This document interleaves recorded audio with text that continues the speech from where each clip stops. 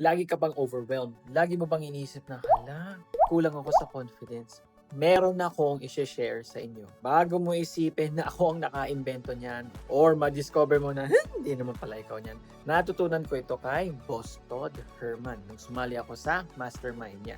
The way I understand kasi the alter ego is that instead of me trying to force myself to become motivated, why don't I just simply shift and say this?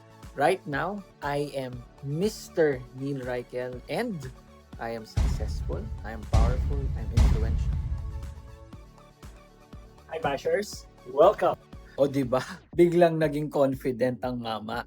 Ang punto de vista nito is that imbis na lagi mong iniisip na fino-force mo yung sarili mo, na ma-motivate sarili mo, why don't you just pretend for a moment that you're a different person? Ang tawag nga natin dito is your alter ego. Try mo lang and see if it's going to be effective and give you a little bit of push para gawin mo yung mga dapat mong gawin. Bye, Bashers!